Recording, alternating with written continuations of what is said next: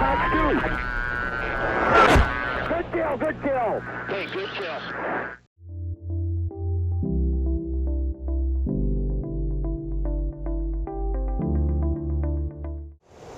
Hey guys, welcome back to another video. Today we are in the process of learning the F-15 and how she dogfights.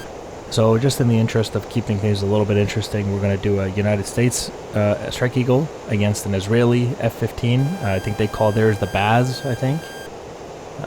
So it should be an interesting fight. We're going to see how this thing performs in the dogfight. We've already talked about the Strike Eagle not really being a fantastic dogfighter, you know, relative to other aircraft. But you know, we've dogfought with crazier things in this channel, right? So this shouldn't be too nutty. Into the merge here.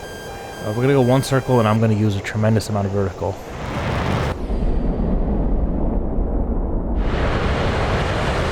And what I'm going to, even though we're like symmetrical, you know, I'm an F-15, he's an F-15, so the performance is obviously identical. What can happen here is, because of that, obviously because of the fact that it's identical, it really comes down to pilot error, or, you know, pilot skill, if you will. So whoever plays their cards better is basically going to win. It's not, the aircraft's not going to be able to do too much of the work for you relative to the other guy. What that does mean also is that reading your bandit becomes tremendously important, right? So if he's in a low energy state and you want to take him to the vertical, somewhere where he can't follow you, maybe he's really fast and you find a perfect opportunity to deny turning room and reverse the turn on it, you know, neutralize with a one circle. All of these things are going to be more important when you're in a symmetrical fight like this. You have to read your bandit. Now my approach to this fight has been to go vertical and to keep my speed up. Basically I'm trying to do like two circle fights with him, and to me it certainly looks like he's trying to one circle fight me, which is fine. We're both identical aircraft, so the performance is the same. It comes down to who can keep their speed up and who can deny the other guy's fight. Really, it's that, right? Who can deny the other guy. And the one way that I can deny him from doing his one circle fight that he's doing is that I can keep my speed up, which I am struggling to do because the F-15 is quite a large, heavy aircraft. So it can be challenging to, you know, pay attention to that speed. You see all the vapors coming off him? That's a good indicator to me that he's pulling hard. I'm trying to read my bandit. I'm trying to look at those cues, right? Look at him dump his nose here. This is because he just bled off all that speed. He has to dump the nose to get some of that back. And in order to get that back, he has to exchange his gravitational potential energy for kinetic energy. And on the way down, you see him pulling hard again. So he's really going to end up slow, which is a dangerous thing considering how low we are to the ground. Makes me wonder if I can maybe take him into a two-circle fight from here. No way he gets rounds on from there. Yeah, didn't think so. You can constantly see the vapors coming off him. There he is. I think he's trying to set up an offset two-circle. And he's coming in. I don't think he can get rounds on from there. Although, oh! Okay, never mind. He can get rounds off. He pulled hard there to get that round. I got hit. Still good though. Although I wonder... Whoa. Okay, I wonder how much damage he did do. Because my F-15's not feeling too good. So we are now on the back foot with a damaged F-15.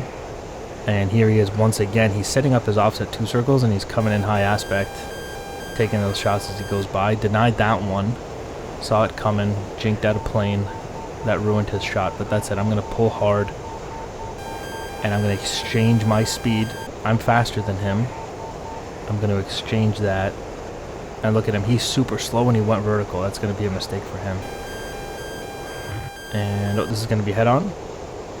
I shot there, but I'm going to not shoot anymore. That's a head-on pass. And look at this. I went into the vertical, and he's super slow, and I'm gonna build altitude on him. And he's going to try to maneuver in relation to me, which means he's going to try to come up here, but he doesn't have the speed for it, which means he's going to be super slow, which means this is my kill opportunity. Come on. Come on. That's one dead F-15. /1. He was doing amazingly well that entire fight. He even hit me. I was damaged. But it just took that one mistake, right? That one mistake of being like, oh, I'm slow and I'm going to go vertical. Just that one misreading of the situation resulted in him getting killed like that.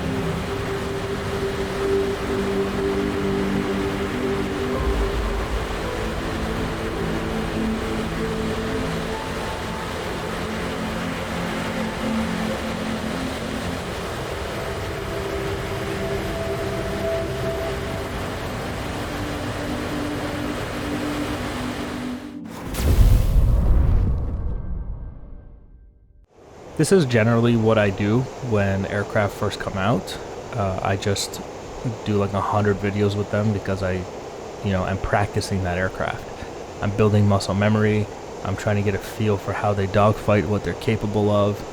And in my opinion, at least for me, myself, I do that best with constant repetition, right? I don't want to introduce too many external factors. Sometimes I might fly some different stuff, but for the most part, I fly that aircraft that I'm trying to learn. That might be helpful to those of you who may have many modules that you're trying to learn. Just stick with one, learn it, and then go to the other ones. Merge one circle again.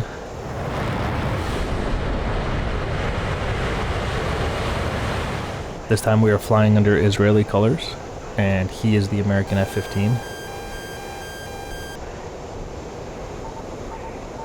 He's coming up here. I'm going to do like a one circle turn with him. I don't want to lose too much of my altitude. And he was trying to get nose on there, and I think he came very, very close. I didn't think I was going to cross his nose like that, but that's what happened. This is not developing well. I was trying to like get above him. Hopefully he couldn't come up here, but I didn't take into consideration the fact that he is the exact same aircraft. So he's got the same thrust to weight, all that stuff. So now I'm defensive. I have an F-15 on my tail. And I'm trying to get him out in front, but it's not really working. Oh. Ooh, I think I'm lucky to be alive there.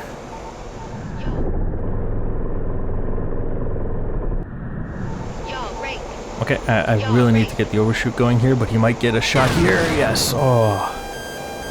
Yeah, I saw that coming. Good kill. Good kill, good kill.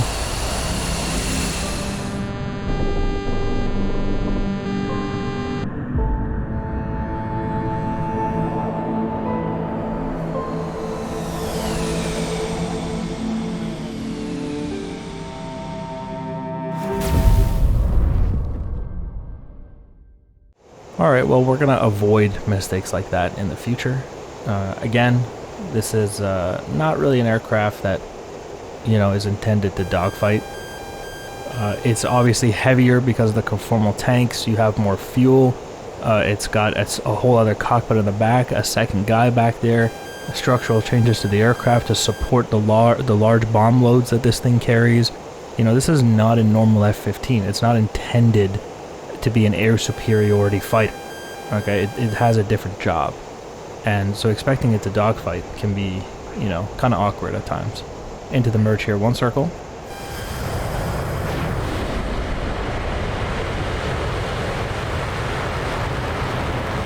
And I've seen quite a number of comments lately of people being like, it's a very good dogfighter. It is not. It is not a good dogfighter. And again, the reasoning that they have for that is they say, oh, it's an F-15. An F-15 is an F-15. It is not. Okay? It's kind of like an F-16 with the conformal tanks. It's not the same thing. it's not going to perform as well as a clean F-16. Right, this is like physics 101. This is basic stuff, right? Reversing into a scissor here. We're lucky to be alive there as he went by. He shot, but I guess he was a little late on that one. Rolling around, trying to avoid his nose. I kind of like dogfighting another Strike Eagle because it feels equal. I don't feel like I'm getting my ass kicked all the time.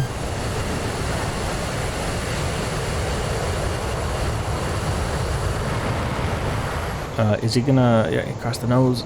Oh, no. It's very demoralizing in an F-15 to fight like anything else, really. An F-16, for example. And just immediately become defensive in the first turn. Like, that sucks.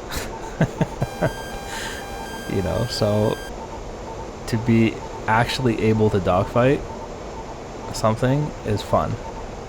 Like another Strike Eagle, you know. But, you know, you do need to be able to dogfight in whatever you're in, right? Like, life doesn't care about what's fair and what's not. If you're in a Strike Eagle and you merge with a MiG-29, you have to know how to give yourself the best chances of survival. Across my nose, splash one. I shot the pilot right in the head there. The whole cockpit got lit up.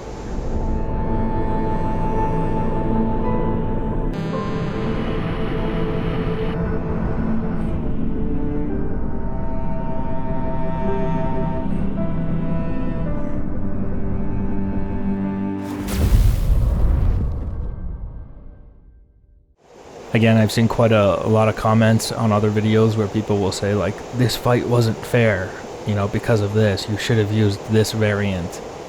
The intention of none of these fights is to do something that is fair, right? Like, real world doesn't work like that. I don't know where this idea of fairness has come into dogfighting and really our society as a whole.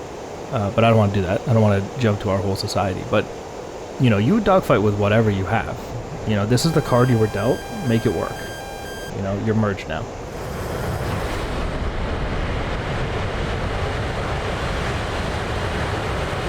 You know, what comes to mind is that story of, I think it was an F-111 that got merged with Iraqi MiG-29 in the desert, and they were waiting for an F-15 to show up. I think they ended up getting a maneuver kill on it, but, like, you know, they were merged, and that's life. You know, it's not fair. Nothing about that fight is fair. But that's what you got, and you got to make that work. You know, the F-111 guys weren't like calling the Iraqis and being like, hey guys, this isn't fair, guys.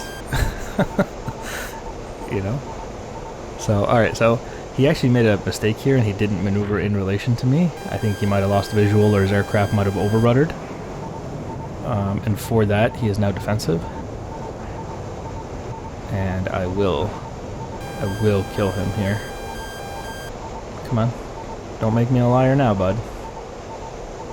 Come here. Just want to talk to you. Oop. Just want to talk to you, buddy. Come here. Don't run away.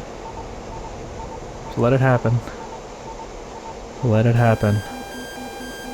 Let it happen. He's dead. Shot the cockpit again. That, we'll just make sure. There we go. There we go.